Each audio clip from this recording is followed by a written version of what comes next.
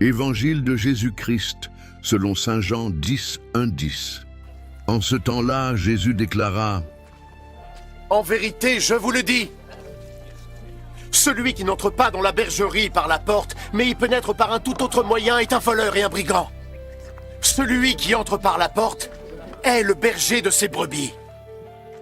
Le gardien, lui, ouvre la porte. Les brebis entendent sa voix. Il les appelle chacune par son nom et il les fait sortir. Quand elles sont sorties, il marche devant elles et les brebis le suivent parce qu'elles reconnaissent sa voix. Elles ne suivront personne d'autre. Au contraire, elles s'enfuiront si c'est un inconnu, puisqu'elles ne connaissent pas sa voix. Jésus leur raconta cette parabole, mais ils ne comprirent pas ce qu'il voulait dire. Alors Jésus ajouta: En vérité, je vous le dis, je suis la porte de la bergerie.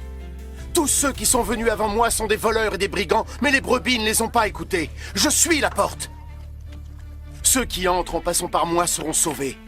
Ils pourront entrer, sortir et auront de quoi manger. Le voleur ne vient que parce qu'il veut voler, tuer et détruire. Moi, je suis venu pour que vous receviez la vie. La vie dans toute sa plénitude. Acclamons la parole de Dieu.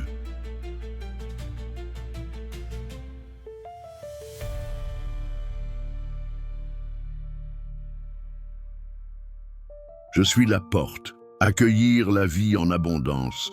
Petite histoire moderne. Sophie, cadre dans une grande entreprise, connaît bien le stress des métros bondés et des objectifs à atteindre. Un matin, prise dans une grève imprévue, elle se retrouve devant une porte dérobée, fermée à clé. En cherchant un autre passage, elle s'égare dans des couloirs sombres. Finalement, un agent de la RATP l'interpelle et lui propose de l'accompagner. La porte qu'elle croyait fermée n'était qu'un accès sécurisé, et lui seul pouvait l'ouvrir. Dès qu'il tourne la clé, Sophie ressent un soulagement. Elle accède directement au quai, sereine. Cette expérience lui rappelle que, dans la vie comme dans la foi, chercher des raccourcis ou forcer une ouverture conduit à l'épuisement ou à la désillusion.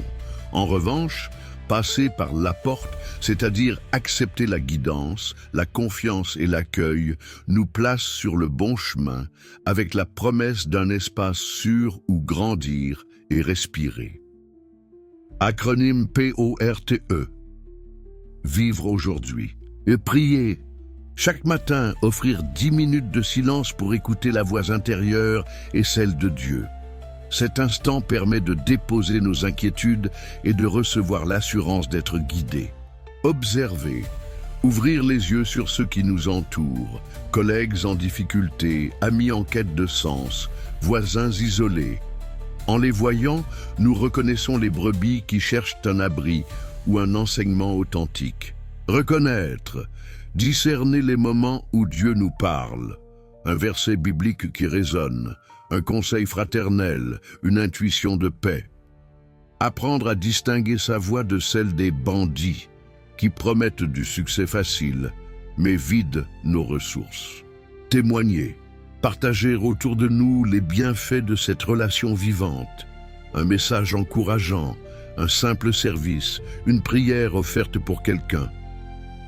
Témoigner, c'est ouvrir la porte à d'autres pour qu'ils découvrent la vie en abondance.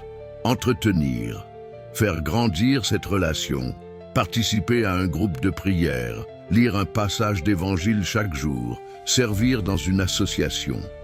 Cultiver la rencontre avec Dieu et avec nos frères pour que nos cœurs restent ouverts et nos mains actives. Conclusion. Comme le berger qui appelle ses brebis par leur nom et les conduit vers de verts pâturages, Jésus nous invite à entrer par la porte qu'il est lui-même. En adoptant l'attitude PORTE, nous devenons à notre tour des portiers, accueillants, attentifs et fidèles, guidant ceux que nous croisons vers une vie pleine et libre, fondée sur la confiance et l'amour.